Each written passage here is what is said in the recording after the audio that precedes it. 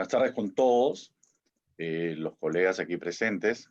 El agradecimiento a la Escuela Garantista por darnos esta posibilidad de conversar en plena pandemia y a aquellos participantes también que están acompañándonos.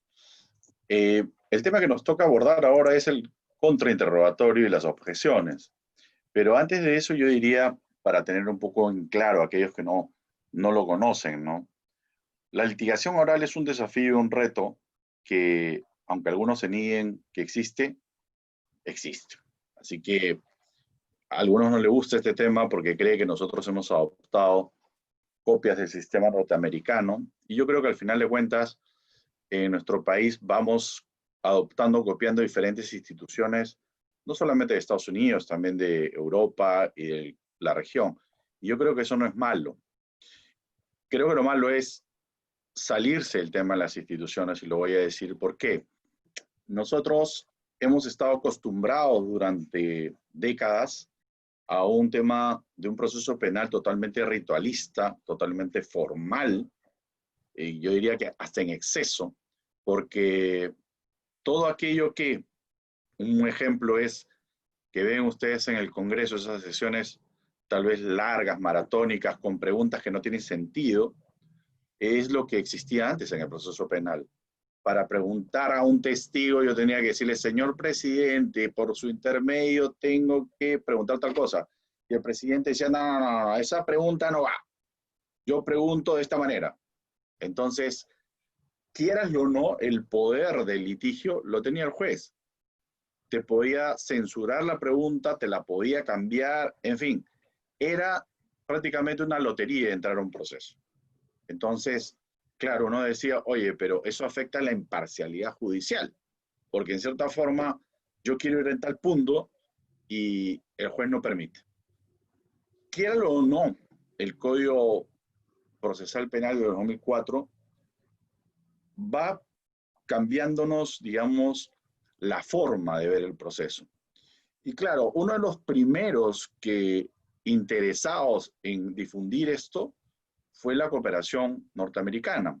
Y por tanto, muy de seguro que los feelings que han habido, las direcciones que han habido, ambas se han basado en aspectos norteamericanos, porque además la enseñanza inicial que se hacía era de acuerdo a películas, y las películas eran norteamericanas. Entonces, ahora, esto no es ni bueno ni malo. Lo que sí va marcando un aspecto es, empezamos a descubrir cosas como que, oye, tú tienes una teoría del caso. Algunos reniegan por el nombre de la teoría del caso. Bueno, nuevamente, ni bueno ni malo. Pero te vas dando cuenta que el litigio no es preguntar por preguntar. Y en esa forma, digamos, en la parte del litigio, y yo creo que este tema del contrainterrogatorio van a ser con mayor plenitud cuando hay un debate, es decir, cuando estemos prácticamente en un juicio oral. Porque fuera del juicio oral, la forma de preguntar sí importa y tal vez no podremos hablar como un tema de contrainterrogatorio, pero sí podríamos hablar, por ejemplo, si estoy en una investigación preparatoria y se le está preguntando a un testigo, yo voy a tener, tal vez puedo tomar esta regla que se da en el juicio oral, que es sobre la base del contrainterrogatorio que hablaremos hoy, es que en primer lugar uno no debe hacer una pregunta que no sepa la respuesta. ¿Qué implica esto? Implica que básicamente en el contrainterrogatorio yo no puedo preguntar aquello que voy a adivinar van a responder. Yo tengo que tener exacta claridad de lo que van a responder. Si no, no se debería hacer el contrainterrogatorio. Por esa razón, muchos abogados nos cuesta el saber el momento oportuno de dejar, para empezar, si hago o no hago el contrainterrogatorio. Yo tengo que analizar si eso es correcto o no es correcto. Y lo segundo, si me animo o necesito irme a un contrainterrogatorio, lo correcto, lo que tengo que analizar es qué preguntas realizo. Y eso es un aspecto en el cual uno tiene que agarrar y tiene que analizar. Parece sencillo, pero no lo es. Porque además en el contrainterrogatorio se requiere que el interrogador sea muy rápido en la pregunta, es decir, tenga que saberla formular, porque no es como antaño uno va con una lista de preguntas. No sé si lo siga existiendo en el proceso civil, pero por ejemplo, es incoherente que a mí me exijan un pliego para un testigo que ni siquiera lo ha analizado. Pero esas formas existían y de seguro coexisten algunos tipos de procesos. Pero hacer un contrainterrogatorio, yo creo que no solamente hay que conocer muy bien los hechos del caso, sino también hay que tener un plus, porque eso es muy rápido para poder hacerlo y saber decidir sobre manera. Puedo indicar o señalar que las objeciones, además, con cargo a que podamos seguir conversando, la objeción parte con la... Yo siempre lo he dicho, y no comparto la idea de algunos profesores, es las objeciones solamente se pueden dar contra preguntas, no como el sistema americano, que es contra alegatos, contra respuestas. En tanto, en Perú todavía no existe la figura del jurado. Entonces, la objeción en primer lugar parte contra una pregunta. Y hay una diferente tipo de objeciones. Y fíjense qué importante es poder saber todo esto porque en nuestro país tenemos el tema de Iura no Vicuria, con lo cual no existe norma que nos exija a relacionar de manera directa la objeción con el sustento de la misma. Por ejemplo, objeción a la pregunta tal, ¿por qué? Bueno, porque es ambigua, aunque no es ambigua, sino repetitiva. No deberían de sancionar y decirte que no al lugar a tu objeción, porque en alguna forma, en nuestro sistema, digamos, eh, iberoamericano, nosotros sí tenemos esa posibilidad que el juez pueda orientar y saber, ok, al fin y al cabo la pregunta no debe ir por tal o cual cosa. Es más, aunque no es propiamente una objeción, un juez puede, por ejemplo, limitar ciertas preguntas.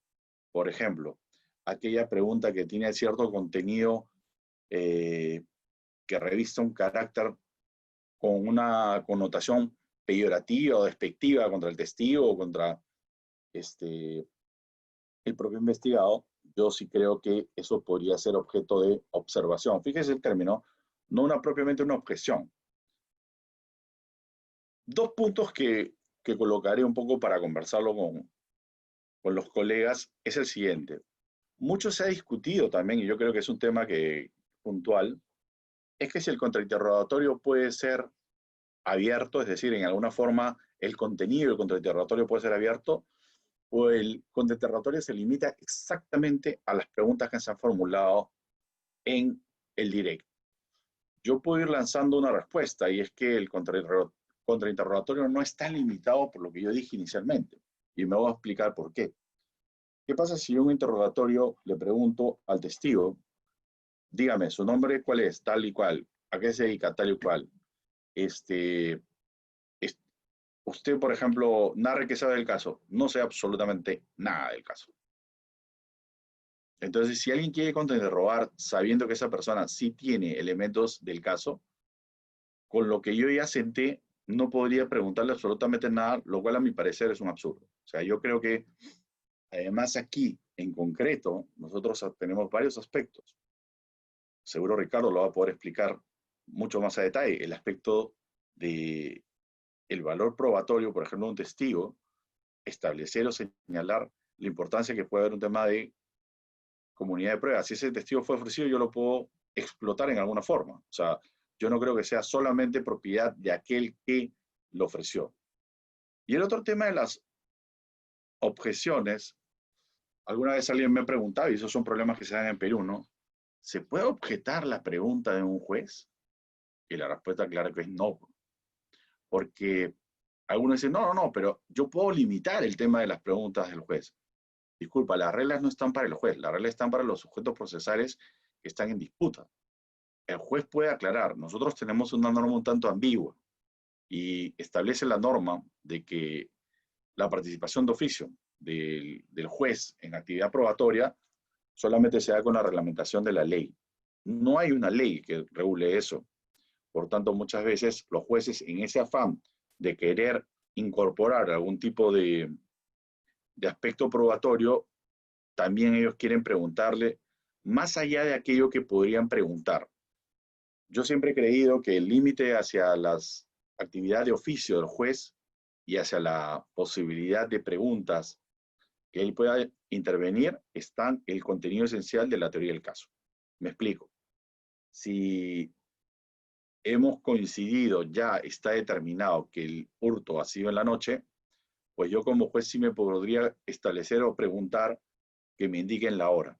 O sea, pero si no se ha tocado la agravante de que el hecho se realizó en la noche, por ejemplo, nadie lo discutió, yo sí creo que el juez no podría entrar a abordar ese punto. Entonces, estos dos puntos yo creo que forman parte, más allá de desarrollar en tan corto tiempo, ¿qué podríamos decir sobre el tema del contrainterrogatorio y de la objeción?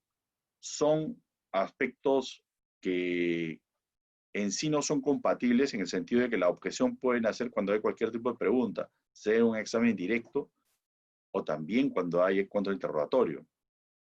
Y lo señalaba y lo indicaba, el contrainterrogatorio es un arma muy efectiva, muy eficaz, siempre y cuando se tenga clara noción de la respuesta que se va a poder brindar, porque lo contrario, como se decía en un inicio, pues no te puedes ir de pesca. Entonces, dejo el uso de la palabra para el siguiente expositor y sigamos conversando sobre estos temas.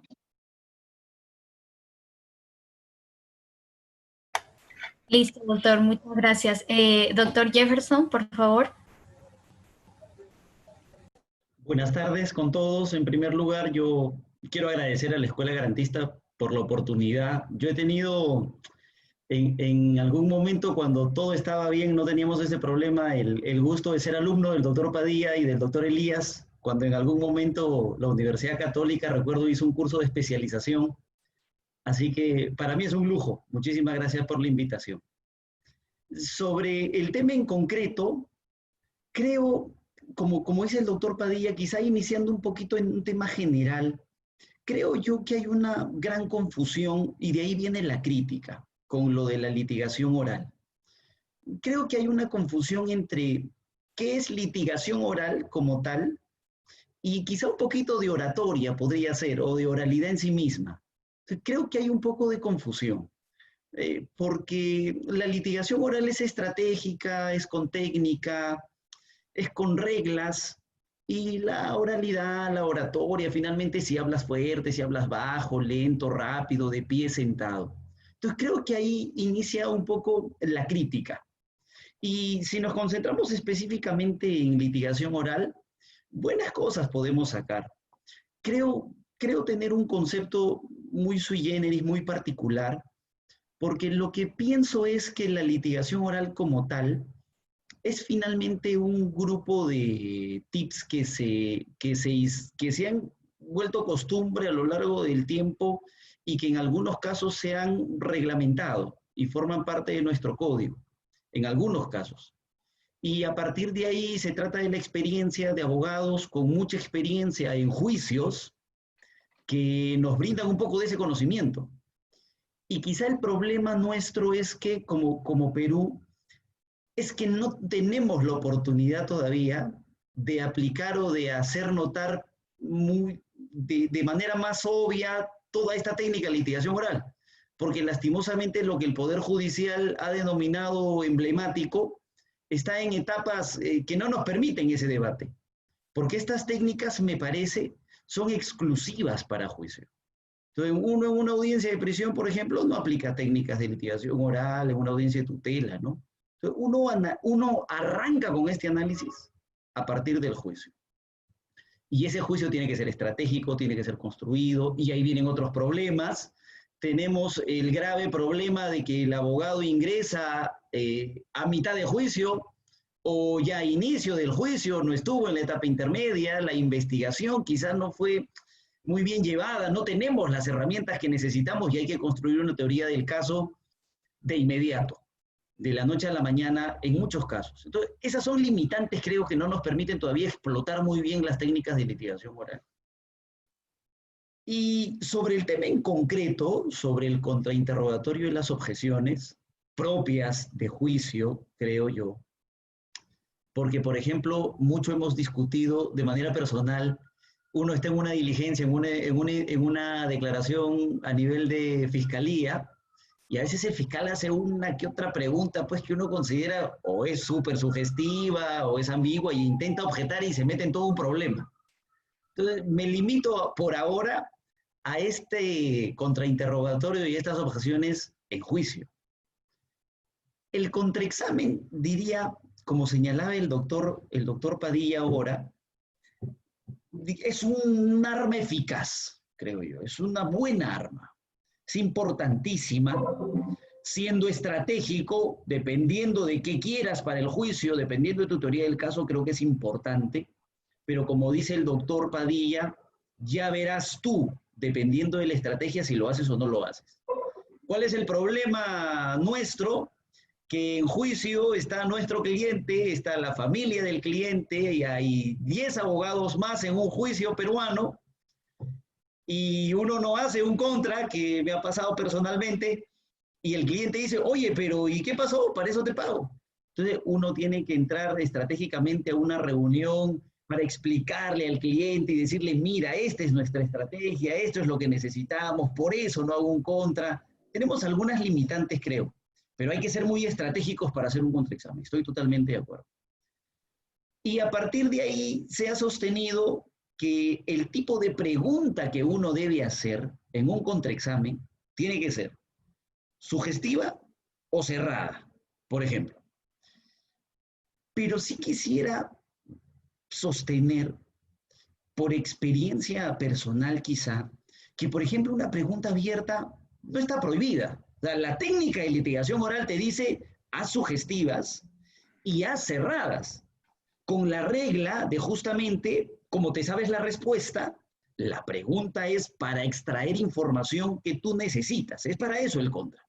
Entonces, si tú haces una pregunta abierta, vas a tener algún problema, pero puede darse el caso en el que necesites de preguntas abiertas. A un testigo muy reacio, que no da información, que se explaya demasiado quizá en la pregunta, un juez que le permite ese tipo de situaciones, puede darse el caso. Entonces creo yo que es una regla de litigación oral que puede variar de vez en cuando, pero es regla en principio, ¿no? Una excepción podría ser de vez en cuando una pregunta abierta, puede ser. Pero como regla general creo que sí, una pregunta sugestiva o una pregunta cerrada. Eso respecto del contra. ¿Y para qué es el tema? O sea, ¿para qué uno hace el contra? Para extraer información que necesita para la teoría del caso. Ese es el tema en concreto. Como decía el doctor Padilla, mucho se utilizaba el tema de las películas para la enseñanza de la litigación, y el problema es que la película sí nos mostraba casos de contrainterrogatorios en los cuales el testigo terminaba declarando con la verdad, ¿no? Y decía, no, efectivamente, yo he mentido, 1000 disculpas con todos, al procesado, sí, yo estaba en la ducha, etcétera, etcétera. Entonces, la realidad peruana ha demostrado, ya creo, en este tiempo, que así no es. Creo que el contra es en realidad para extraer información. Uno trabaja muchísimo este tema de la litigación oral con tema de valoración probatoria, creo que es importantísimo. He postulado recientemente, ojalá me acepten, si el doctor Elías me puede recomendar a la maestría de Girona, pero va mucho de la mano. ¿Por qué? Porque uno hace un contra, no pensando en hacer quedar en ridículo, creo, al testigo, sino pensando en que en un alegato de clausura uno le tiene que decir al juez, señor juez, recuerde usted requisitos de eficacia probatoria de la prueba testimonial. Entonces sacamos nuestro acuerdo plenario 2-2005, por eso es que evidenciamos contradicción en un testigo en juicio, ¿no? Uno siempre lo hace pensando en qué voy a sacar para decirle al juez en el alegato de clausura, creo, señor juez, esta es la forma correcta de valorar esa prueba testimonial. Entonces me parece que ese tendría que ser el camino. Y respecto de las objeciones, por ejemplo, el doctor nos decía, al juez no se le puede objetar, y esa es una visión, por ejemplo, que yo comparto con el fundamento quizás diferente, porque el doctor nos decía al juez, y me parece totalmente correcto, al juez no se le puede objetar porque finalmente no es parte.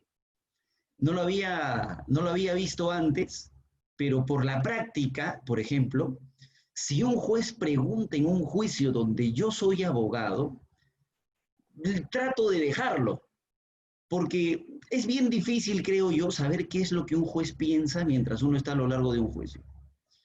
Y la única forma de saber qué pasa por la mente de ese juez es cuando pregunta. Puede ser que el juez exceda, pasa en más de una oportunidad. Entonces, si el juez excede, por ejemplo, con la pregunta está introduciendo información que no es objeto de acusación fiscal, por eso que digo, trabajamos mucho con reglas procesales. Entonces, yo en el alegato de clausura le diré, señor juez, a mí me preocupó una pregunta suya, porque usted preguntó respecto de este hecho, y el problema está que por congruencia procesal usted no va a poder sentenciar por más que quiera por un hecho diferente al acusado. Entonces, necesito hacerle la precisión. Pero me parece importante que él pregunte para saber qué está pensando y quizá ese es el camino que yo debo tomar, ¿no? Porque finalmente lo que quiero es tener una respuesta positiva a mi teoría del caso. Entonces, por ahí me parece que la objeción no es un mecanismo adecuado respecto de la participación del juez.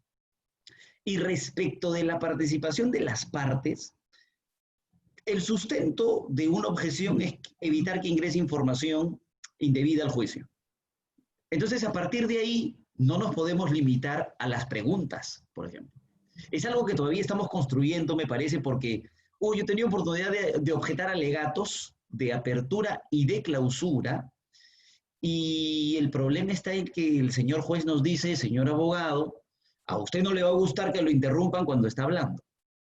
Entonces, hay todavía una limitante, hay una idea cerrada, me parece, de que las objeciones solamente funcionan a las preguntas y no a cualquier otra forma de ingreso de información al caso.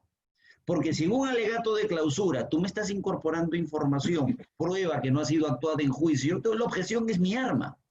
Y el juez, me parece, todavía, en algunos espacios, todavía eso está en construcción y está en evolución. Pero esos me parecen puntos, por ejemplo, con los que podemos iniciar, ¿no? Muchas gracias otra vez por la oportunidad. Muchas gracias, doctor Jefferson. Por favor, doctor Ricardo Elías, lo invitamos a compartir su...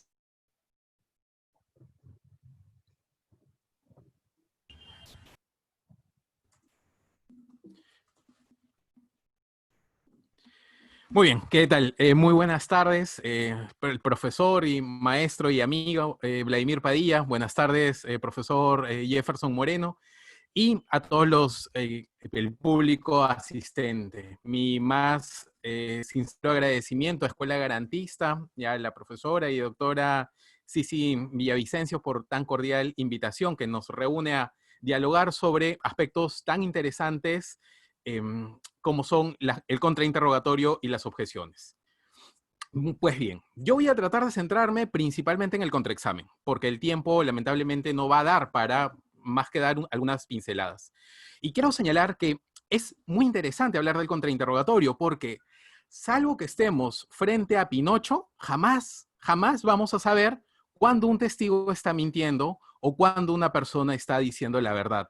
Y no sé si mis colegas hayan tenido la oportunidad de interrogar o contraexaminar a Pinocho, pero yo por lo menos todavía no.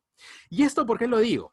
Y esto lo digo básicamente porque ahora tenemos que empezar a analizar, quizás desde otra perspectiva, lo que significa litigar, las técnicas de litigación oral. Mis colegas ya han señalado que básicamente aquellos que nos formamos inicialmente en este proceso de reforma y de incorporación de técnicas de litigación oral, lo hicimos muchas veces a través de películas, muchas veces a través de autores norteamericanos y muchas veces de repente importando técnicas que no necesariamente son compatibles con un sistema como el nuestro, porque no es un sistema anglosajón, es un sistema de corte europeo continental. Y si esto es así, tendríamos que preguntarnos si es que en realidad lo que estamos buscando a través de la litigación oral, a través del interrogatorio, a través del contraexamen, a través de los alegatos, es persuadir al operador judicial, esto es al juez, o si en realidad lo que estamos esperando o buscamos obtener es una decisión racional y motivada. Entonces, yo concibo el sistema como uno de corte racional. Bien, que eso es lo ideal, eso es hacia dónde estamos yendo.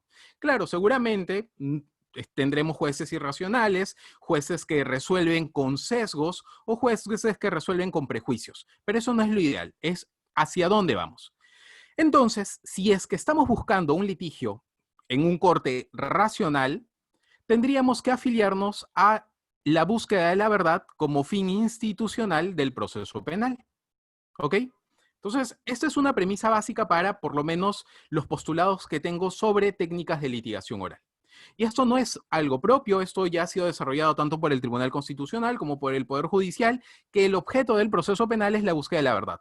Y claro que tiene que ser así, porque lo que se busca en el proceso es condenar al culpable y absolver al inocente. Punto. Entonces, cuando concebimos el proceso desde un punto de vista racional, entendemos que la prueba es conocimiento y es un instrumento de conocimiento. Por eso es que, por ejemplo, cuando se sostiene que el contrainterrogatorio es un arma para acercarnos a la verdad, puede ser esto cierto. ¿En qué sentido? En el sentido que amplía la base de conocimientos que tiene el juez al momento de resolver. Porque si no, resolvería con una porción de información obtenida en el interrogatorio. Pero eso no significa que el contrainterrogatorio o que las técnicas de litigación oral tengan que ser persuasivas o solo persuasivas. Entonces, esa es una corriente distinta que concibe, y lo dice el profesor Tarufo, a la prueba como un instrumento de persuasión. De ahí vienen las tesis psicologistas de la prueba, o que entienden que la prueba busca persuadir y convencer antes que ampliar la base de conocimiento. Entonces, si seguimos avanzando en ello, vamos a ver que lo contrario a lo que tuvimos antes del Código Procesal Penal y la incorporación del juicio oral y las técnicas de litigación, no es lo opuesto al sistema escritural, el sistema persuasivo, sino es un sistema oral. Y en esa oralidad incluso podemos obtener y podemos buscar unas respuestas racionales tanto de los operadores, esto es fiscal, defensor, como del juez. Ahora, el profesor Vladimir señalaba y preguntaba cuáles serán los límites del contrainterrogatorio. ¿Cuáles son los límites del contraexamen? Entonces, generalmente se ha dicho en nuestro país, una corriente bastante fuerte, que el contraexamen se encuentra limitado a los temas que han sido abordados únicamente en el interrogatorio. Bien, esa es una propuesta, de hecho, eso es una corriente que se ha venido difundiendo. Pero si analizamos de dónde viene esta posición, esto es, entender que el contraexamen se limita únicamente a los temas desarrollados en el interrogatorio, vamos a ver que el génesis va a estar a nivel sudamericano en el Código de Procedimientos de Colombia, porque su artículo 391 señala que el contraexamen, ojo, el contraexamen se limita a los temas abordados en el interrogatorio directo. Entonces allí ya vemos que hay una limitación de corte legal. En nuestro país no tenemos una limitación de esa naturaleza. Y esto lo traigo a colación además, ¿por qué? Porque ocurrió en Panamá lo siguiente. En juicio oral, como bien decía uno de mis colegas, estamos recién aprendiendo las técnicas de litigación a nivel general. Y en Panamá ocurrió algo similar. Juicio oral, la fiscalía trató de preguntar en el contraexamen más temas que los abordados en el interrogatorio.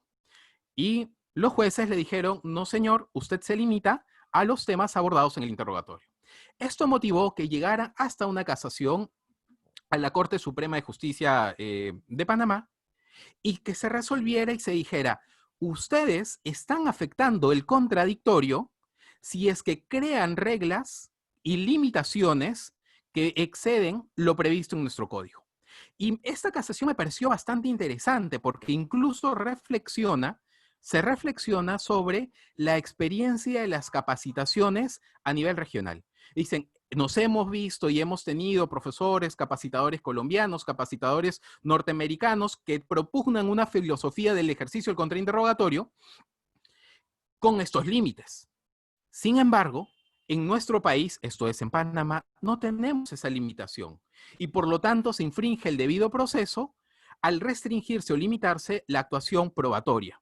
Y claro, entonces por eso es que algunos autores señalan que hay que aprender a litigar tomando como base nuestras reglas. Sí, seguramente iremos afianzando, iremos haciendo modificaciones para mejorar el debate, pero hay que ir viendo cómo es que está regulado en nuestros países. Entonces, y creo que me quedan ahí algunos minutos. Considero, además, que el objetivo del contrainterrogatorio no puede ser visto como destruir al testigo de la contraparte. No podemos concebir el contraexamen o las técnicas de litigación como presento a mi amigo y destruyo a mi enemigo. Ya le he dicho, no es Pinocho. El juez no puede saber si el testigo le está mintiendo o le está diciendo la verdad.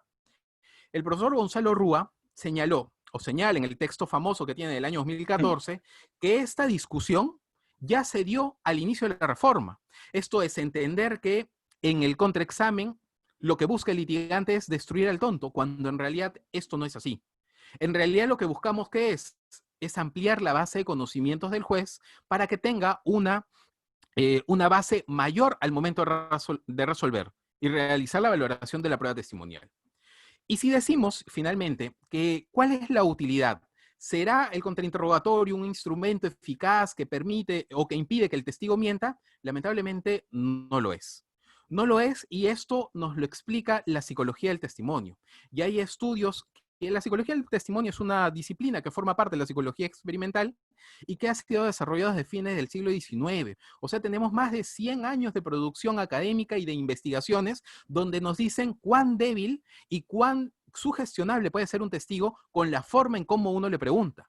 De hecho, hay algunos autores que van al extremo de decir que debiesen prohibirse las preguntas sugestivas. Yo considero que esto no es así. Que las preguntas sugestivas son útiles, pero es una opción del legislador. No es un derecho que hayamos adquirido en este proceso de reforma. Y lo digo ¿por qué? Porque por más bueno que sea un abogado, no va a poder, con un contrainterrogatorio, detectar o demostrar que un testigo está mintiendo. Lo que sí va a poder lograr es, por ejemplo, evidenciar las contradicciones. Y eso sí será importante, porque eso es algo que el juez no debe ignorar al momento de realizar la valoración de la prueba testimonial. A veces se sostiene que lo contrario a que, por ejemplo, un testigo cae en una... Disculpen, lo contrario a la correspondencia entre lo declarado y lo afirmado es una mentira. Y en realidad esto no es así. La memoria, lamentablemente, es sumamente compleja para realizar una reducción de este tipo. Si es que el relato no corresponde a una experiencia vivida, aun cuando lo haya obtenido un contrainterrogatorio, el juez no puede decir que está mintiendo el testigo. Lo que puede decir es que existen por lo menos dos posibilidades. El testigo tiene una mentira deliberada que ha sido encontrada de repente en juicio, o lo más probable que sea un error no intencional. Esto es que el testigo tenga falta de competencias para testificar y producto de ello haya caído en esta contradicción, que hayan errores inadvertidos, esto es, que el testigo por problemas de percepción o por problemas de retención en la memoria hayan caído en ese error, o sencillamente que el testigo tenga falsos recuerdos. Entonces, cuando hablamos de contrainterrogatorio, se ha dicho mucho. Sin embargo, creo que tenemos que empezar a tomar instrumentos de otras disciplinas, y no es solo el derecho lo que nos va a amparar, sino en este caso la psicología, y de manera específica la psicología del testimonio, para ir viendo cuáles son las mejores técnicas, cuáles son de repente la mejor forma de extraer la información, para que al momento de valorar, la valoración sea racional y no meramente persuasiva. Bien, muchas gracias. Esas eran algunas ideas que quería compartir esta tarde. Muchas gracias, doctor Ricardo, por compartir sus ideas. Bueno, ahora pasaremos a la segunda ronda. En esta ronda tendrán un tiempo de 5 a 10 minutos, si desean, para, digamos, poder cerrar o aclarar los puntos que le parecieron más importantes respecto de los otros dos expositores, ¿no? Es libre, ¿no? Así que, doctor Vladimir, lo invito por favor a comenzar con esta segunda ronda. El conocimiento es libre y siempre lo va a ser. Es decir, yo no creo que hay nada absoluto. Y el conocimiento parte de lo que uno puede explicar, es lo que uno va viviendo, ¿no? En el tema penal estoy casi 30 años y hablo, como alguna vez escuché a un juez de la Corte Suprema de Estados Unidos, de mi sistema procesal penal peruano, al que conozco muy bien. Entonces, todas las corrientes que van viniendo de un lado al otro son muy buenas. De hecho, las películas que, como yo siempre lo decía, películas son. O sea, todo te sale bonito. Es más, una cosa anecdótica para que se den cuenta, en su primer momento se hizo un vídeo que está inclusive publicado en la página web del Poder Judicial, cómo se debería hacer preguntas. Y con el tiempo uno lo mira y en realidad eso debería ser un video que sirva cómo no se debe hacer las preguntas, porque es un desastre. Pero nada, o sea, digamos que en ese año se empezó a caminar y caminar. Y sí hay varias cosas que coincido con Jefferson, con Ricardo, y en otras no tanto. Un tanto, por ejemplo, Ricardo, me parece que el tema de la psicología, el testimonio, es excelente, pero hay un detalle. Nos guste o no nos guste, los jueces son seres humanos. Entonces, el litigio como tal, si bien es cierto, no es 100% persuasión, porque claro, eso sería lo que decía Jefferson, oratoria. Eso no lo puede ser, porque tenemos un juez, pero voy a darles un ejemplo claro.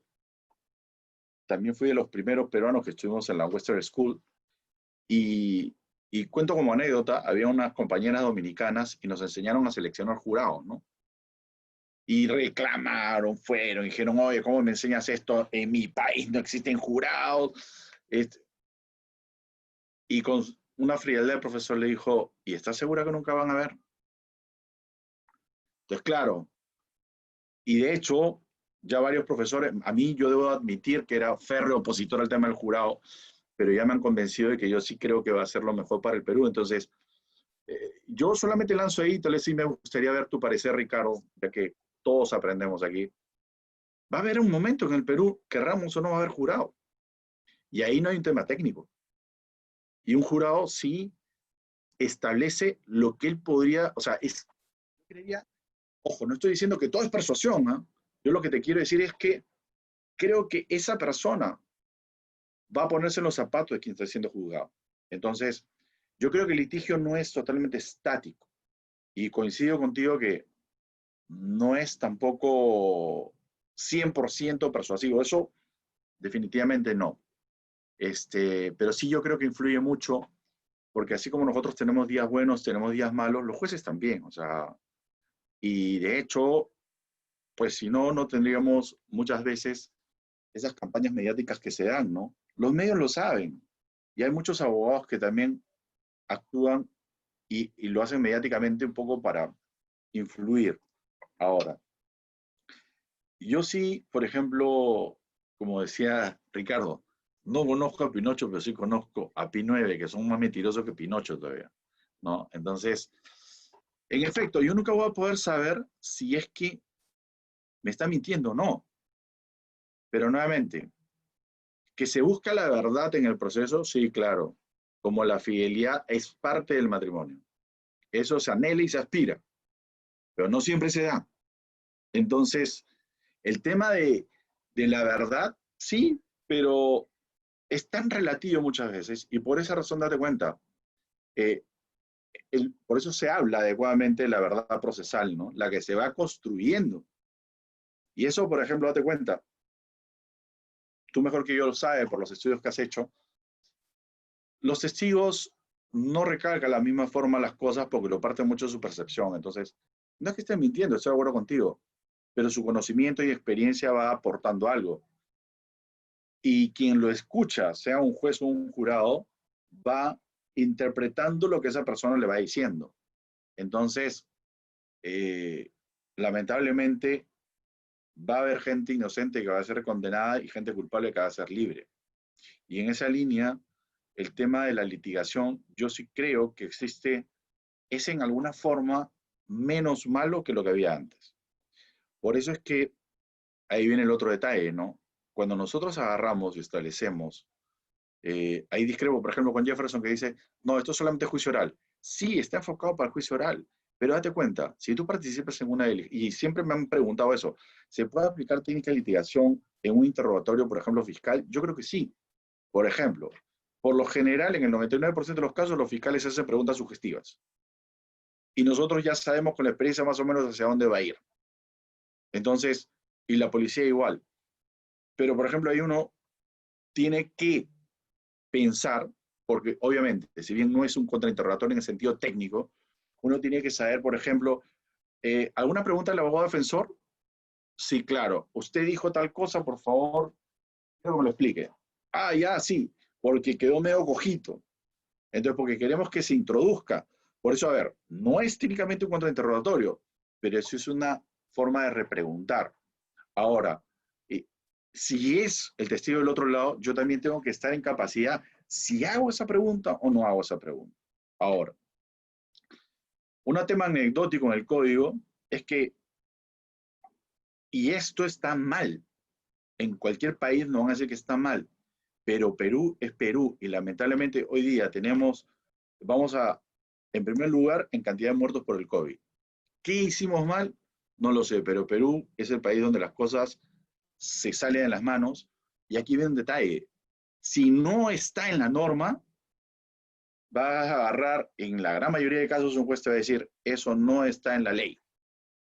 Y lo digo ¿por qué? Porque en el 2013 fui parte de la Comisión Reformadora y el problema que teníamos era que la famosa pregunta sugestiva se decía solamente que estaba prohibida. Entonces, algunos jueces lo aplicaban literalmente, te decían, voy a hacer contrainterrogatorio. No, pero no puede hacer pregunta sugestiva. Pero la técnica me importa un pepino. El código dice esto y eso se aplica. Porque si no es prevaricato.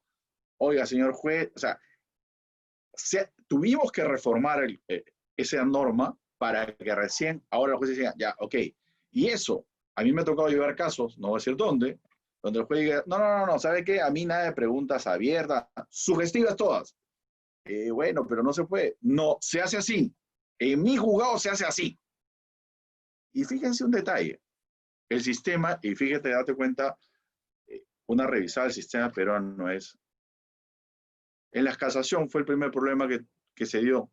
En la casación revisan lo que se ha dado a nivel de primera instancia y segunda instancia. Yo creo que deberían, si uno advierte nulidad, por ejemplo, escuchar los audios. Pero la práctica, ¿qué cosa es? Ningún juez supremo se va a tomar el trabajo de escuchar 50 horas de audio. Entonces, ahí viene el detalle. Aspiramos a obtener la verdad, pero los mecanismos y la forma como se aplican no es así. Si no, no tendríamos nota a pie de página. Por eso es interesante lo que tú planteas, Ricardo, pero creo que también hay que un poco matizar lo que entendemos, ¿no? Una persona ha sido condenada por una ley inconstitucional y él tiene que plantear una acción de revisión. O sea, el propio Estado no puede plantear su reconocimiento. O sea, sabe que está mal condenado, pero no, si no plantea la acción de revisión, no pasa. Ahora, el otro punto, las objeciones. ¿Se puede objetar al juez? Yo sigo recalcando, es hacia preguntas. Lo que dice Jefferson es que, mira, ese aspecto que tú puedes cuestionar algún aspecto, por ejemplo, el alegato de apertura o clausura, yo le pondría no una objeción, sino tal vez una oposición, una observación.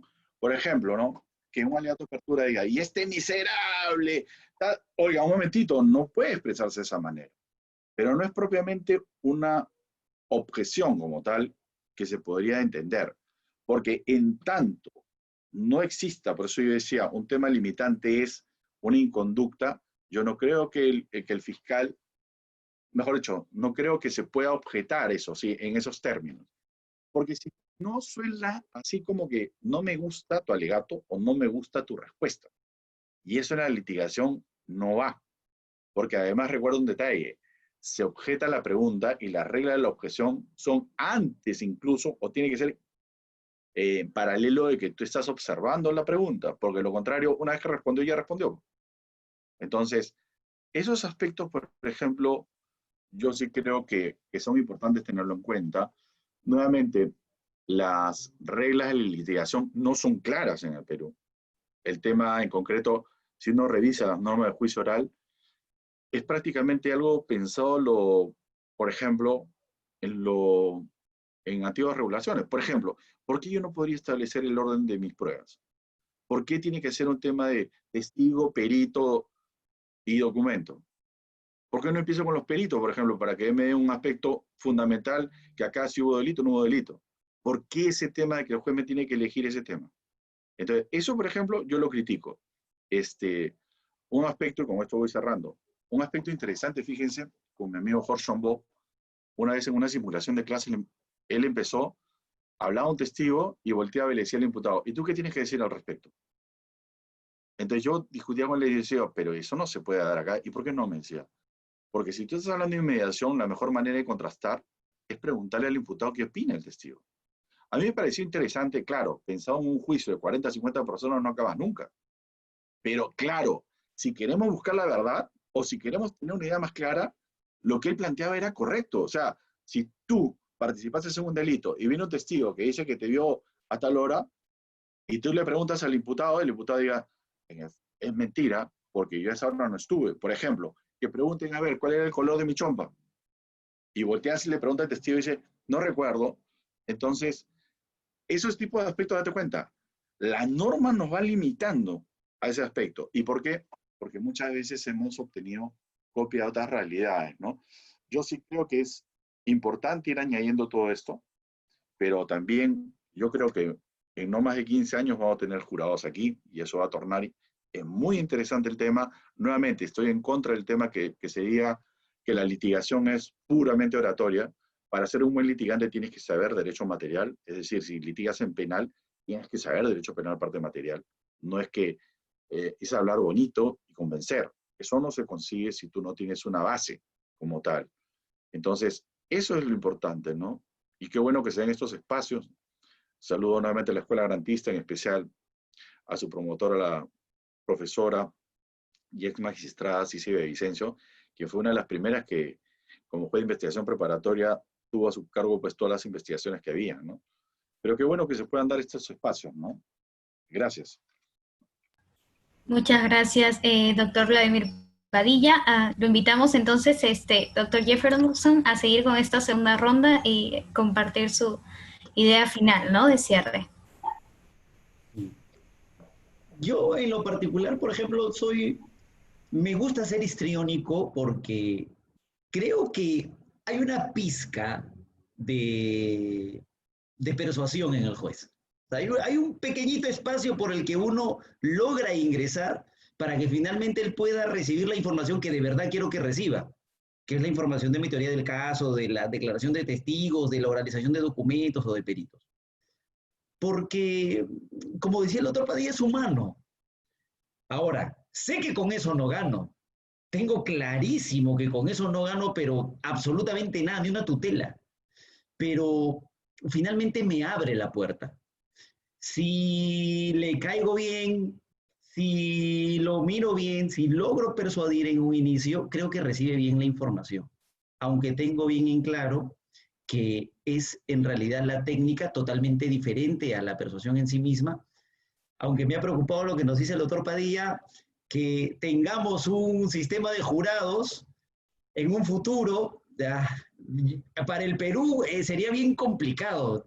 No sé si podríamos resistirlo. Si sufrimos con un sistema como el que tenemos ahora en la decisión de un conocedor del derecho, Dios demore esa decisión, pero es cierto, parece ser que tarde o temprano. Ese tema de la persuasión me parece importante para no dejarlo de lado al 100%. Hay que darle un 2%, hay que darle un 5% de espacio para que a partir de ahí podamos ingresar la información. Por ejemplo, permítame, doctor Elías, solamente ponerlo de ejemplo. Yo he visto al doctor Elías en audiencia y utiliza el conocimiento en sí mismo del caso y la persuasión.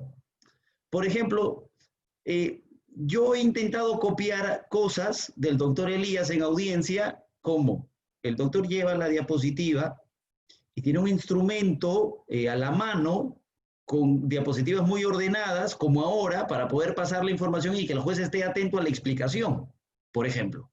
Esa es una pizca de persuasión. Sirve y permite hacer ingresar la información que el juez necesita finalmente recibir. Esa pizquita me parece es importante. Y sobre el tema de las objeciones, a los alegatos no se permite, lo decía porque, ¿qué nos pasa mucho? A nosotros, por ejemplo, nosotros peleamos mucho porque creemos que la etapa intermedia es la etapa estelar en realidad de un nuevo proceso penal y peleamos mucho congruencia procesal en etapa intermedia, siempre peleamos, porque siempre hemos encontrado que Fiscalía termina acusando por hechos diferentes, o modificados o aumentados, pero finalmente hechos diferentes.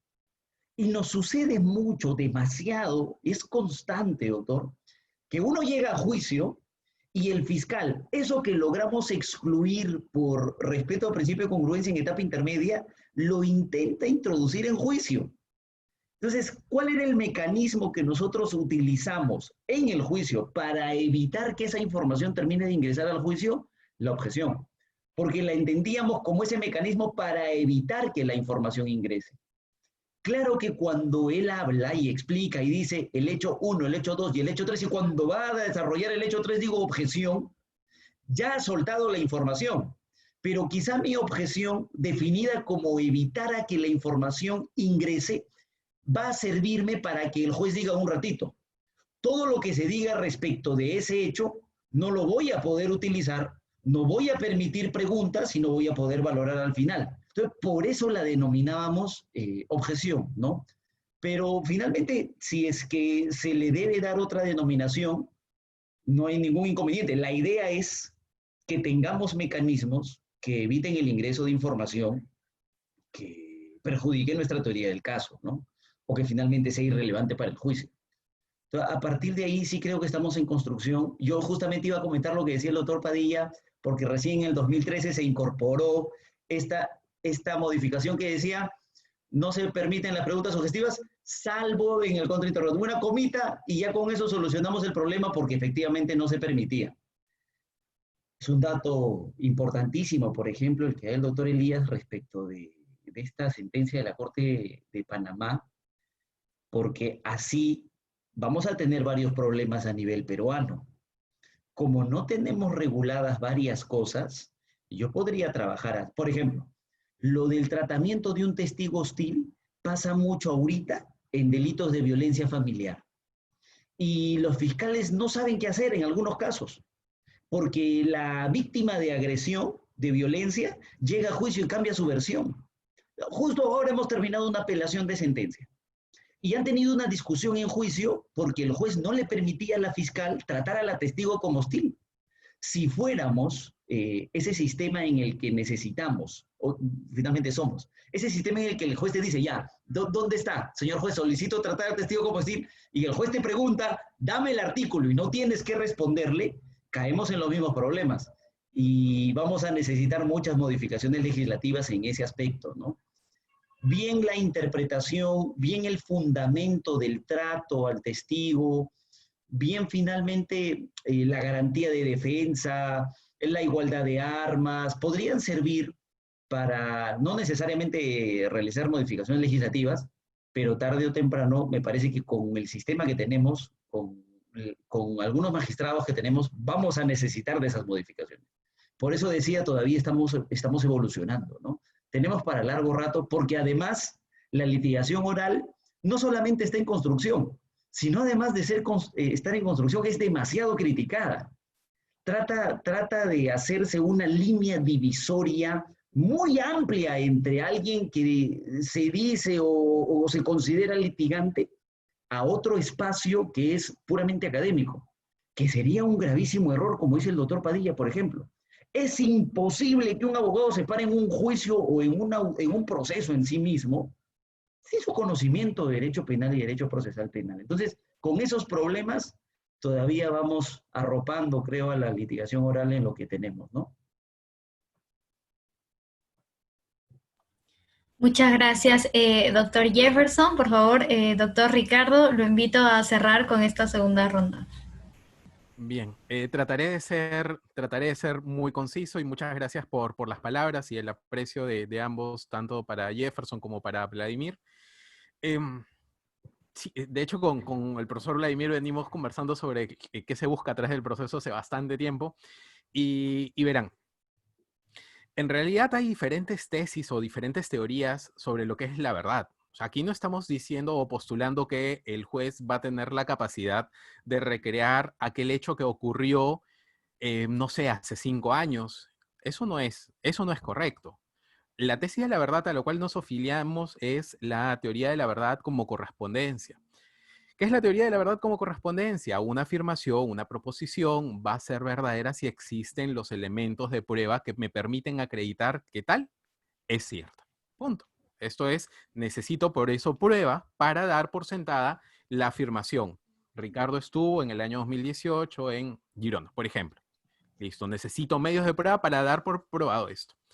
Y hablaríamos mucho sobre las tesis de la verdad como coherencia, la verdad como correspondencia, las diferentes tesis, ¿no? Pero, digamos, lo que esperamos es que, y nuevamente, y esto se reduce a castigar al culpable y absolver al inocente. Y creo que ahí no hay discusión. O sea, no creo que queramos algo o distinto a esto como Estado.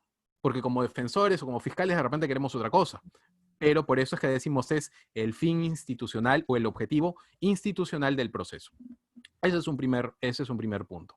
Un segundo punto, agradezco a las palabras de Jefferson sobre la forma de litigar que uno u otro puede tener. Y aquí quisiera compartirles algo muy, muy, muy, muy puntual. No pensemos o no veamos al juez únicamente, sí, en efecto, como un instrumento racional, que no lo es. Pero tampoco generemos un espacio para ampliar los sesgos que el juez puede tener. Y eso es muy peligroso. Eso es muy peligroso. ¿Por qué? Porque existen lo que se conoce como el sesgo de veracidad y el sesgo de mendacidad, desde la psicología. ¿Qué es el sesgo de veracidad? Por ejemplo, si te digo, Astrid, el día de hoy me levanté a las 8 de la mañana y desayuné a las 9 de la mañana, seguramente cuando lo escuches dirás, ah, eso es cierto. No estás desconfiando de las personas que escuchas. Lo que hemos escuchado hoy día de Jefferson o lo que hemos escuchado de Vladimir, muy bien. ¿Por qué? Porque las personas naturalmente no desconfiamos del resto. Sesgo de veracidad. Y esto es un fenómeno psicológico. Pero también existe lo que se conoce como el sesgo de mendacidad. Esto es lo opuesto. ¿Y a quién le pasa? A veces a los policías, a veces a los fiscales y a veces a los jueces. Y no es que sean malas personas, sino que esto es un problema desde un punto de vista de percepción psicológica. ¿Y qué es el sesgo de mendacidad? Es la tendencia que tienen ciertos operadores a desconfiar de lo que dicen aquella persona que viene con el rótulo, por ejemplo, de imputado. Entonces, a diferencia de creer lo que me está diciendo el interlocutor, hay algunos que por la profesión tienden a no creer lo que le está diciendo en este caso. Y esos son sesgos. Y los sesgos los tienen los operadores de justicia, los sesgos los tienen los jueces. Por eso es que decía y sostengo que cuando estemos hablando de técnicas de litigación oral, también tenemos que conocer sobre psicología. Porque si yo quiero entrenar jueces en temas de dirección de audiencia, por ejemplo, tendría que explicarles también cómo funcionan los sesgos para que ellos eviten tomar decisiones influenciadas por ello. Este es un punto. Y otro punto adicional está relacionado a este proceso. Y yo les comentaré por qué, por ejemplo, a mí me gusta utilizar presentaciones o PowerPoints o diapositivas. Y les diré por qué la mente de los seres humanos funciona cuando estamos hablando de memoria a largo plazo en 3 pasos. Primero es la codificación del suceso. Esto es, cuando una persona escucha, selecciona la información y eso lo integra a su proceso de memoria. Luego viene un paso de retención. El paso del tiempo va seguramente a hacer merma en toda la información que tiene. Y el tercero es la recuperación de la información. Y esto no solamente opera en el caso de los testigos, sino también opera en el caso de los jueces. ¿Por qué? Porque, por ejemplo, allí sí es interesante y sí es importante conocer de técnicas de litigación oral de, por ejemplo, ponernos de pie o de repente hacer pausas o de repente levantar la voz en algún momento, porque yo ya no estoy pensando en persuadir al juez, sino yo estoy pensando en cómo consigo que la información que yo quiero transmitir sea codificada, el primer paso. Y para eso lo que necesito es que el juez, por ejemplo, esté atento. Y ahí viene una perspectiva, si bien las técnicas van a ser similares, el fundamento, lo que está detrás va a ser distinto. Porque yo no estoy buscando persuadir, sino es que yo estoy buscando, en este caso, por ejemplo, que el juez codifique la información para que tenga más información que recordar y al momento de tomar unas decisiones que recuperar. Entonces, eso es algo, por ejemplo, ¿Qué aporta? ¿Qué aporta la psicología en general? No en este caso la psicología del testimonio, sino la psicología experimental. Entonces yo los invitaría a los participantes que nos han acompañado el día de hoy, darles algunas recomendaciones sobre algunos autores que han escrito sobre ello. Y tenemos en primer lugar a mi maestro, el profesor Víctor de Paula, que es quien ha dirigido y quien viene dirigiendo mi trabajo de investigación sobre la aplicación de la psicología del testimonio al juicio oral.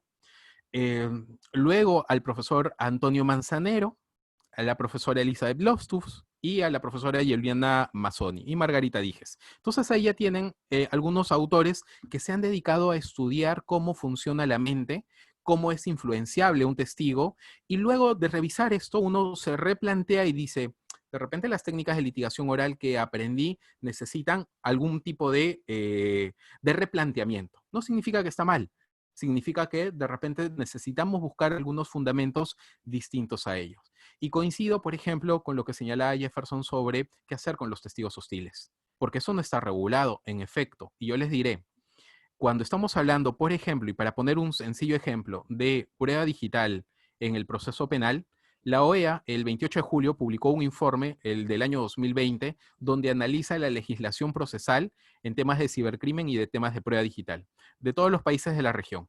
Y nuestro país obtuvo un 2 sobre 5. Es decir, nuestra legislación procesal, por ejemplo, en materia de prueba digital, está por debajo de lo que debiese ser. Creo que ha llegado el momento de empezar a ver qué modificaciones desde un punto de vista sistemático necesita el Código Procesal Penal para que los operadores se puedan mover con mucho más fluidez y podamos poner en práctica técnicas importantes de litigación oral. Gracias. Muchas gracias, doctor Ricardo, por haber cerrado esta segunda ronda con tan magníficas ideas. Ahora vamos a dar un tiempo de 5 minutos y vamos a invitar a nuestra audiencia, por favor, ya sea por el chat o por el canal de preguntas y respuestas, pues a plantear las dudas que tal vez tengan o que hayan quedado después de la exposición de estos 3 docentes.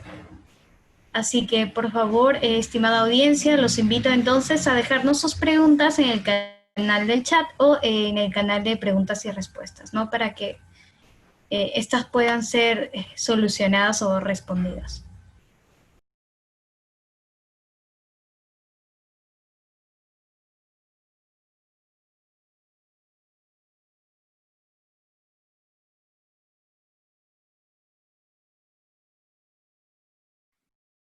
Yo creo que mientras hacen preguntas podemos conversar, ¿no?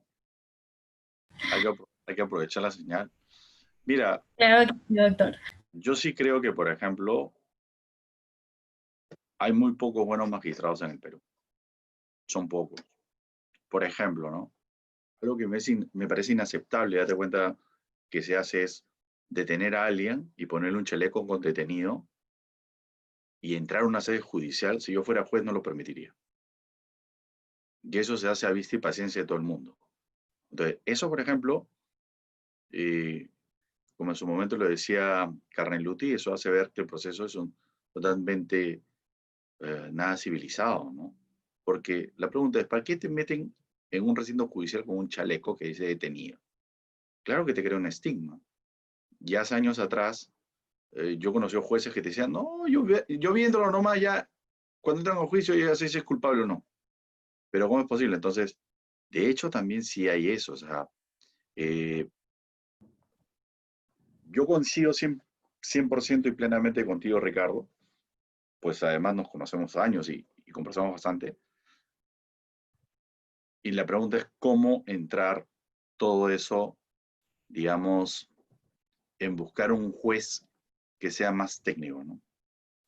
Ahora, en esa misma línea, date cuenta, deberían de haber límites del juzgamiento. Yo creo que juicios de 6, 8, 10 horas sesiones, ahí, por ejemplo, creo que a un juez no le interesa mucho el tema de averiguar esa verdad, ¿no? Llevémosla Sí, como tal, ¿no? O sí, sea, les comentaré, si bien en realidad necesitamos, por ejemplo, tomar medidas de, digamos, una estructura distinta, una malla curricular distinta en la formación, no solamente de los jueces, sino en general, desde un punto de vista ya del estudiante de Derecho, el que quiere ser abogado, les comentaré más bien algo que podemos hacer y es qué no debemos hacer con los jueces.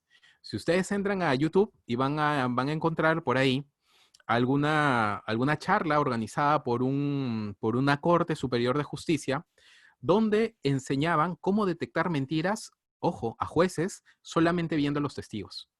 Entonces decía, el expositor decía, si mira hacia arriba significa que está recordando, si mira hacia abajo significa que está esquivando la respuesta, si mira a la derecha, a la izquierda, si es que cruza los brazos, si es que cruza las piernas, y eso le están enseñando los magistrados. Y eso es una alerta roja, porque los estudios más serios que existen sobre ello señalan que no somos capaces de saber si un testigo nos está diciendo la verdad o está mintiendo, solo observando el comportamiento. Entonces, eso es algo que, por ejemplo, afianza los prejuicios, afianza los sesgos. Salvo que estemos en una serie que es Lie to Me o Miénteme, o que queramos seguir al profesor Paul Ekman, que en realidad es una corriente minoritaria. Los estudios en realidad dicen que solamente llegamos a acertar en un 53 a 56%, no más. Entonces, si es que estamos organizando un curso donde le estamos enseñando al juez como viendo nada más que si el testigo se está frotando las manos, ya puede deducir de ello, yo espero que no encontrar nunca una resolución donde un juez la motive diciendo, ya que el testigo vio a la derecha, significa que estaba esquivando la respuesta del fiscal. No, obviamente nunca lo va a poner, pero de repente, a partir de la charla que escuchó, inconscientemente lo sabe y está tratando de justificar la decisión que ya ha tomado. Es que eso es lo que pasa en realidad, ¿no? Y trasciende quizá al tema de reforma legal, porque si le pusiéramos un límite a las horas, por ejemplo, doctor, pasa con lo mismo con los días. O sea, nosotros tenemos una limitación a los días de realización de juicio entre sesión y sesión. ¿Y qué es lo que se hace? Que creo que es por un tema de formación y de carga. O sea, avanzas una documental hoy día para no quebrar nada más y la otra sesión avanzas, le preguntas al acusado si está conforme con la acusación y luego la otra sesión le preguntas si va a declarar y luego la otra sesión recién declara y así nos hemos pasado juicios. Es un tema que escapa al tema legal, creo, y es un tema de formación, sin duda que es un tema de información. Pero eso, por ejemplo, de que el fiscal detecte mentiras o de que el juez detecte mentiras, no se va a decir, pero es real, pasa. Y el juez tiene ese espacio.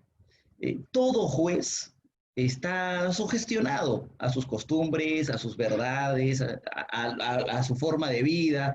Entonces, pasa siempre. Por eso es que decía, una pizquita de nuestra participación también es persuasión. 5%, ya 10% ya. Pero es una pizquita, tenemos que darle un poquito de persuasión. Porque si no, no recibe la información. Ya se tapa los oídos a lo que le queremos decir. Y nos odia. Lo que decía el doctor Padilla, por ejemplo, un abogado que sale en televisión y todo el día, todos los días, hay jueces a los que no les gusta. Entonces, no sé si adelanto, pero por ejemplo, hay un caso que nosotros tenemos y yo sé que a la sala no le gusta el abogado que está en televisión. Entonces trato de no, ni uno solo. Es mi pizca de que cuando llegue a la audiencia, lo que tenga que decir, de verdad me lo escuchen. Porque yo sé que dentro de ellos, aunque no lo digan en las resoluciones, está ese sesgo. Ese sesgo del que hablaba el doctor Elías, siempre está presente. Que no se diga es otra cosa. Entonces, escapa al tema legal y hay que regresar al tema de formación sin duda, ¿no? Listo, doctores, muchas gracias. Bueno, ya se nos acumularon bastantes preguntas. Comenzaré a leerlas. Cualquiera, siéntase por favor libres de responderlas. La primera pregunta entonces la plantea César Cebrián y nos dice, ¿qué pasaría si se propone comenzar con los peritos antes que los testigos? Si un juez avala eso, ¿habría problemas con una segunda instancia? Bueno, yo toqué ese tema y yo lo puedo decir, ¿no? Si tú lo miras de un punto de vista cartonado del proceso, te van a decir que has infringido una norma procesal, porque el proceso establece la presentación o el orden. Entonces, eventualmente podrían considerar que esa es una nulidad y traerte abajo por juicio. Por eso yo decía, habría que cambiarlo. Ahora, yo he visto en la práctica que muchas veces, como citan testigos y peritos todos a la vez al juicio, el juez agarra y dice, mira, ¿sabes qué? No vamos a demorar más. Vamos a empezar con los peritos. Ojo, está yendo contra lo que le dice la ley, ¿eh? No es un tema tan simple, ¿eh?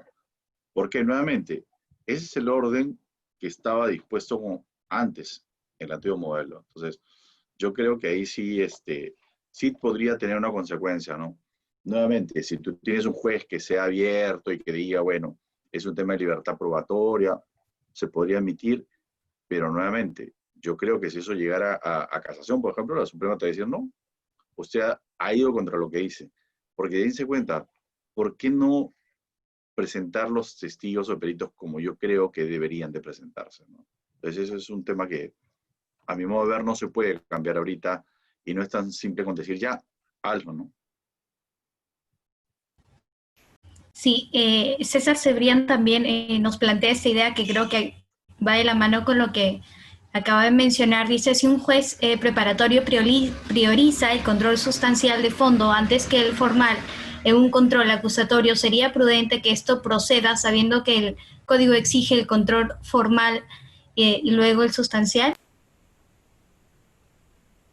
Lo dejo a mis colegas para que respondan, para no... Solo un comentario porque va de la mano, ¿no? Quizá podríamos solucionar ese problema porque si la consecuencia va a ser una nulidad, la nulidad tiene que responder a trascendencia. Entonces, ¿qué garantía se ha lesionado para declarar el acto nulo? Tendría que ser legalidad procesal. Y en el caso de la actuación de pruebas en juicio o en el orden del control de acusación, no ha trascendido a la lesión efectiva, me parece. Podríamos solucionar quizá ese problema así, porque he visto casos en los que el juez, e incluso, mira, que a lo que se ha llegado, dice, ya fiscal no oralice la acusación porque ya todos la hemos leído, entonces los abogados de frente inician con el control formal. Y se han saltado ese paso. Y hemos continuado sin ningún problema, porque efectivamente ya nos hemos leído la acusación. Entonces es un tema de control que podríamos manejarlo, quizá sin necesidad, salvo seamos muy cerrados, ¿no? Y bueno, nuestros jueces digan no, porque así está en la ley y hay que continuar así. Pero quizá podríamos manejarlo, ¿eh?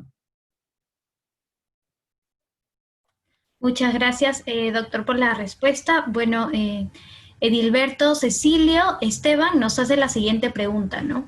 Si no se puede utilizar las objeciones en las declaraciones prestadas ante el fiscal, ¿cómo ejercemos la contradicción si este testigo no concurre a juicio, pero se lee esta declaración realizada con las preguntas prohibidas, entre paréntesis, sugestivas y otras?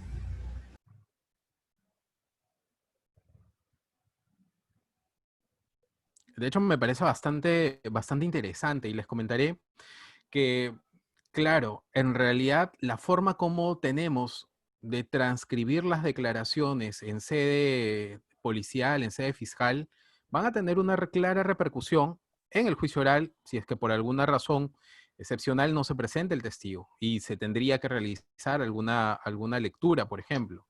Y les diré por qué. Porque hay algunos países que ya han optado por filmar la declaración, por filmar, esto es grabar, hacer un video de la declaración, que sería lo mejor. Porque claro, si ustedes, bueno, los participantes han participado en una declaración, lo que dice en la declaración que rinde a nivel policial fiscal no es lo que dice el testigo, salvo que le dicte punto por punto. Generalmente es un resumen, a veces incluso es la declaración del abogado que lo ha acompañado, que se encuentra presente, o de repente es un acuerdo común de lo que quiere decir el testigo. Entonces hay un grave problema, por eso es que es tan importante que el testigo vaya a declarar en juicio.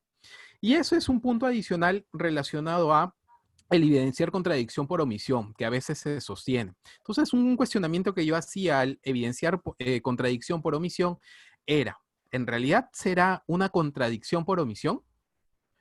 Es decir, cuando el testigo brinda más información en juicio que lo declarado a nivel policial o a nivel fiscal, porque ahí pueden haber varias posibilidades, y una de las posibilidades es que sencillamente el testigo haya declarado eso, pero que no le hayan tomado nota o que esa información haya quedado por fuera, y no será culpa del testigo, puede ser culpa de las partes intervinientes.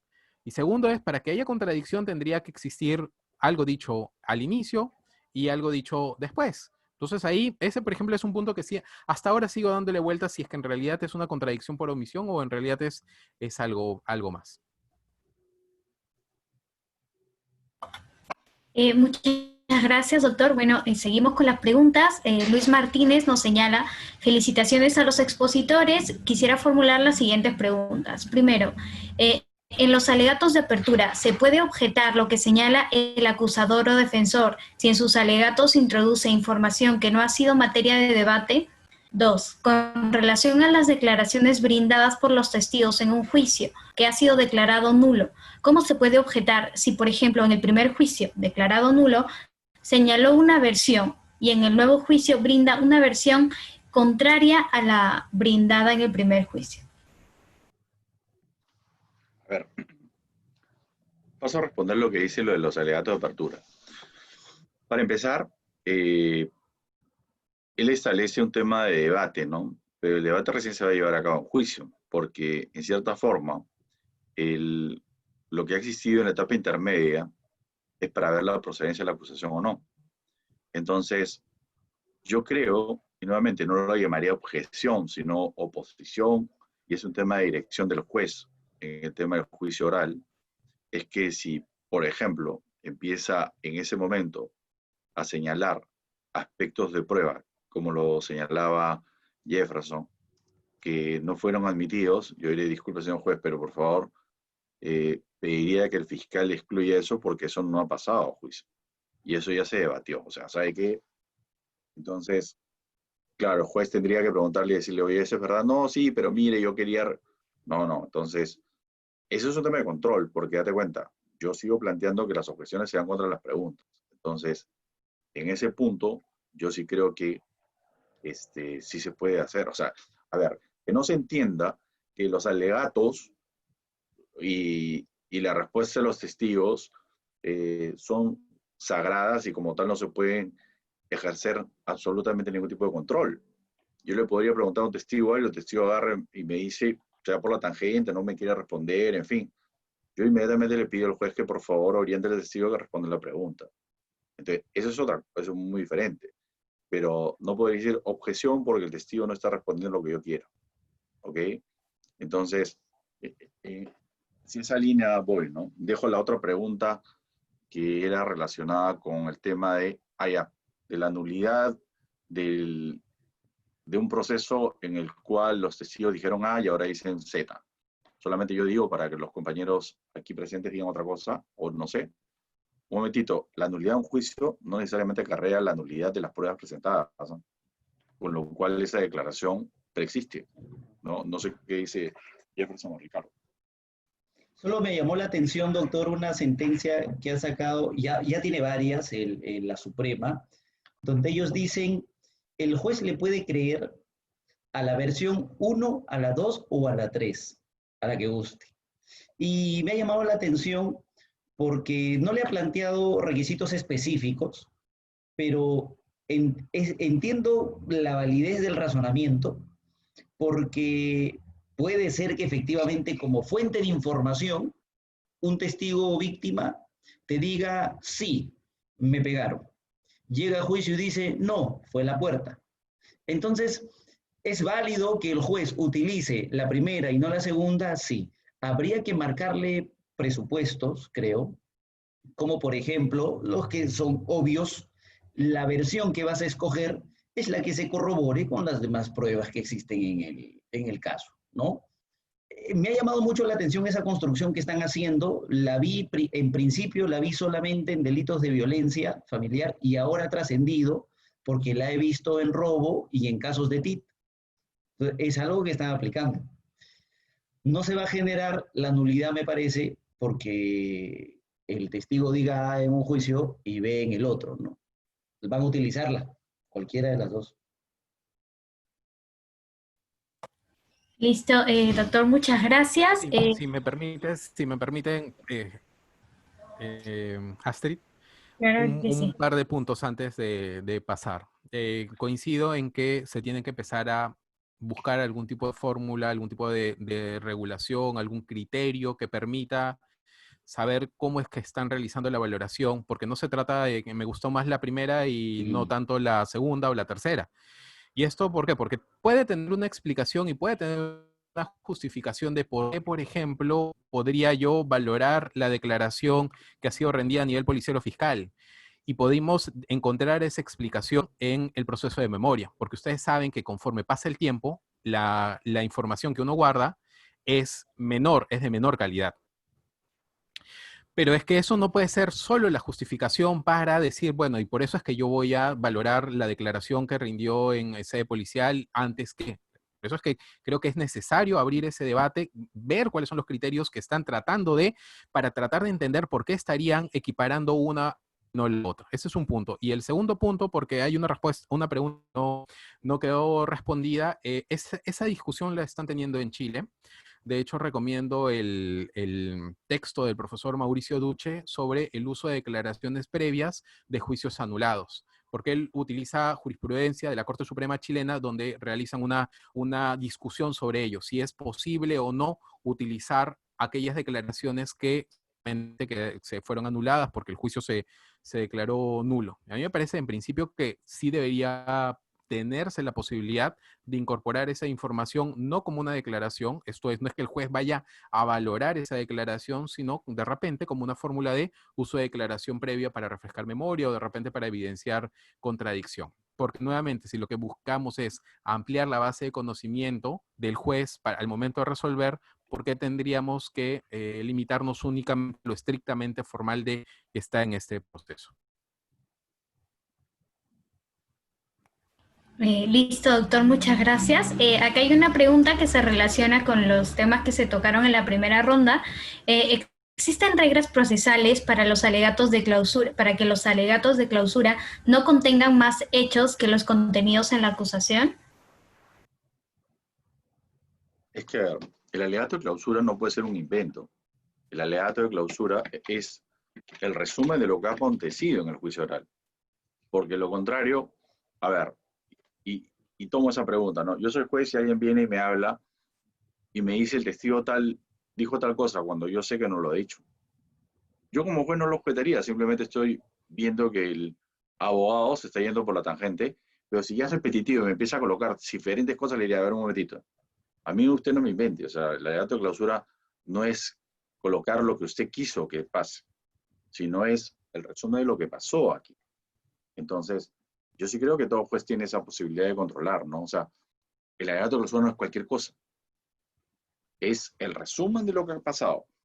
Ahora, por eso yo sí creo que la mejor forma de tener efectividad en un caso es plantearte tu alegato de clausura antes que pase, para que con eso tú puedes saber con claridad si se dio o no se dio.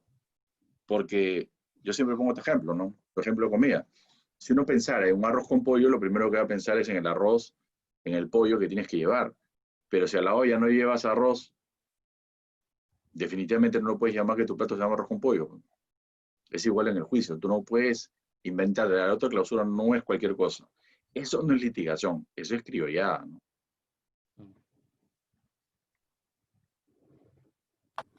Listo, doctor, muchas gracias. Bueno, Cristian Galo nos pregunta, ¿el razonamiento probatorio tendrá utilidad en el diseño de una teoría del caso desde una perspectiva de defensa?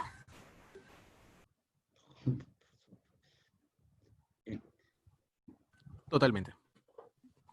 Totalmente, discúlpenme, ahí estoy teniendo algunos problemas de conexión, entonces no sé si es que alguien ya había empezado a hablar, discúlpenme, totalmente, o sea, a ver, y permítanme hacer un publicherry a la maestría en razonamiento probatorio de la Universidad de Girona.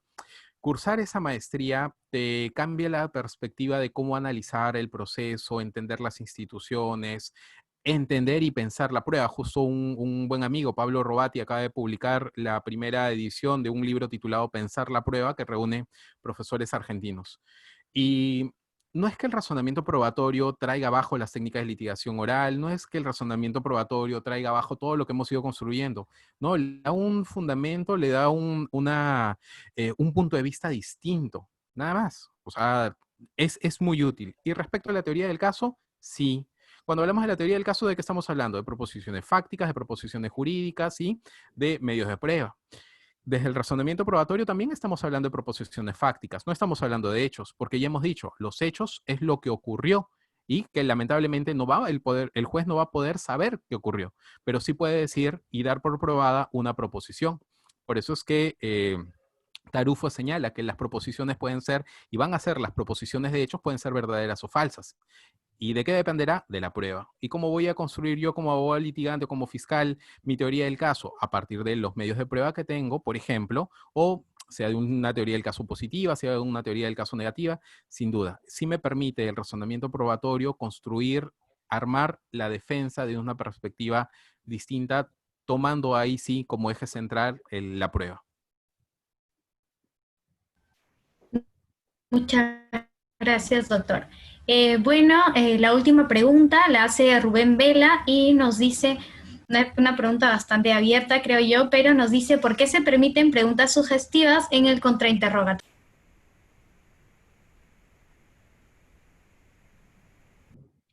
Yo diría, y creo que le faltó la posibilidad a Jefferson, yo propongo responderlos los tres juntos, bajo dos premisas, ¿no?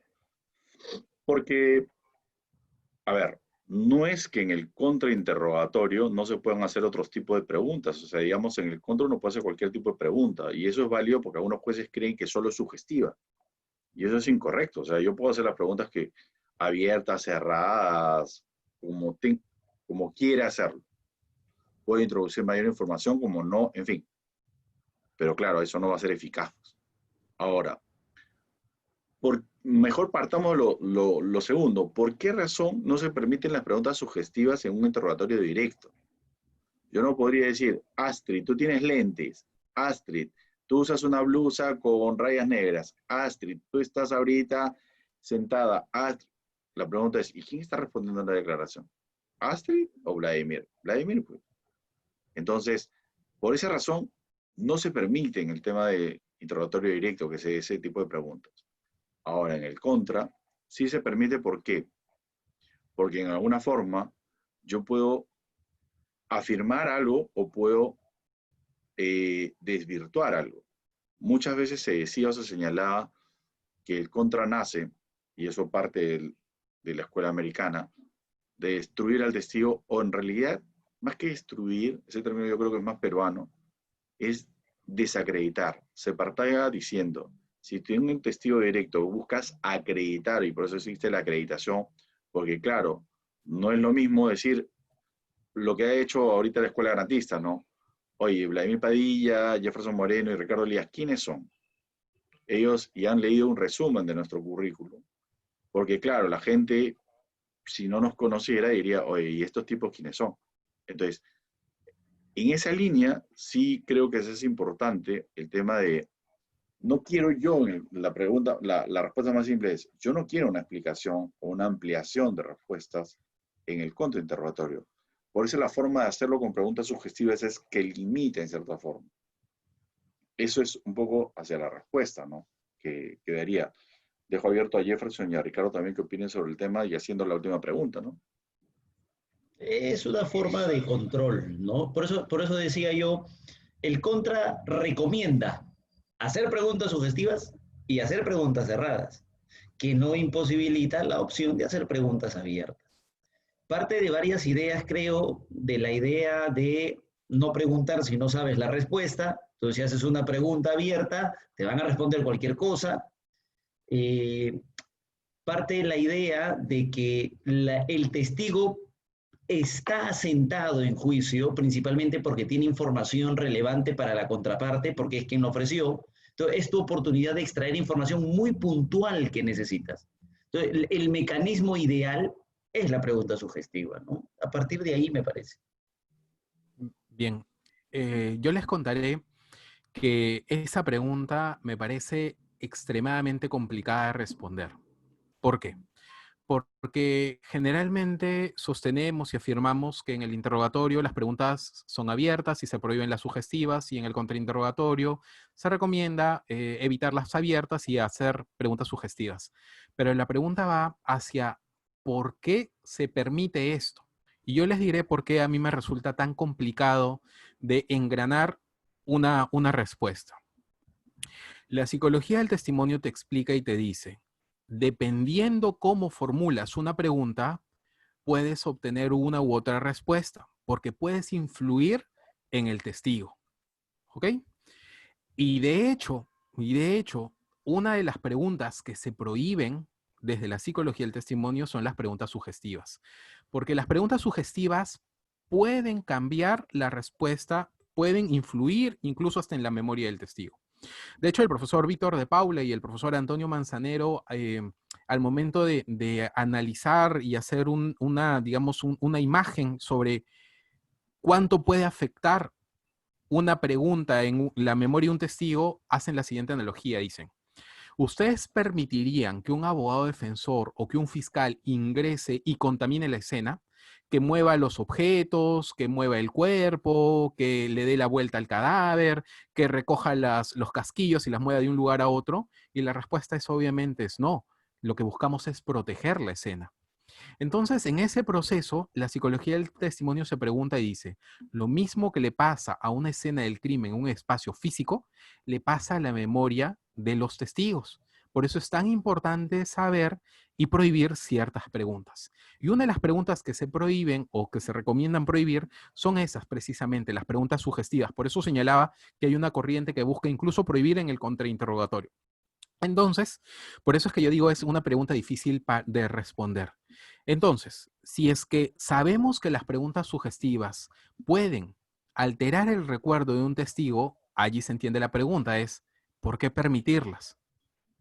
Entonces, y esto de hecho yo vengo preguntándome hace algún tiempo y estoy por terminar un trabajo de investigación sobre el uso de las preguntas sugestivas en el contrainterrogatorio, y de las opciones que yo veo, básicamente es que es una opción del legislador, porque el único objetivo no es alcanzar la verdad. Hay otros objetivos que también se pueden alcanzar a través del proceso que no necesariamente son opuestos. Por ejemplo, alcanzar la verdad sí, pero en un tiempo menor, esto es, ser que la justicia sea eficiente o eficaz. En ese sentido, creo que las preguntas sugestivas y el valor que está detrás, sí, en efecto, son técnicas de control, correcto, pero además es para maximizar y mejorar los tiempos que tiene el litigante. Porque si no, de lo contrario, tendríamos que utilizar preguntas abiertas y sería sumamente complejo, muy desgastante, y de repente no llegamos a ese punto concreto que sí lo puedo conseguir a través de una pregunta sugestiva. Bien, entonces no creo que el uso de preguntas sugestivas en el contrainterrogatorio sean un derecho que ha sido adquirido. Por ahí me parece que revisé, y no sé, con cargo a revisar la demanda de inconstitucionalidad que presentó el profesor Alejandro de Castro contra ciertas normas del ordenamiento procesal colombiano que prohibían las preguntas sugestivas en el contrainterrogatorio. No en el penal, obviamente lo permiten. Entonces, había autores que decían que el uso de preguntas sugestivas se erige ya casi como un derecho. Yo digo, no, el derecho es el derecho a contradecir. Las preguntas sugestivas yo las concibo como una opción que el legislador ha regulado, sabiendo que puede alterar el recuerdo con tal de obtener respuestas, generar control, pero en un tiempo mucho más reducido, mucho más ágil y mucho más rápido. Por eso es que a mí de hecho me parece bastante compleja esa pregunta. Bien, y eso era lo que quería opinar, queridos amigos. Listo. Estimados profesores, doctores, muchísimas gracias por haber accedido a formar parte de este conversatorio en nombre de la Escuela Garantista y en especial de pues la doctora Cici Villavicencio, ¿no? Está muy agradecida con todos ustedes pues por compartir un poquito de su conocimiento con nuestra audiencia, ¿no? Muchas gracias a los participantes también por animarse a realizar estas preguntas. Les pido disculpas también porque nos hemos excedido un poco del tiempo para el que estaba planificado este conversatorio. Es más, han quedado unas preguntas al aire y yo creo que podemos hacer una segunda parte, si ustedes se animan, en el mes que viene tal vez, o finales de este mes. Y nada, muchísimas gracias. Muchas gracias, muchas gracias. Buenas noches con todos. Hasta luego. Igualmente, un placer Jefferson, un placer Vladimir, un placer Doctor. Astrid y un especial saludo a la doctora Sisi.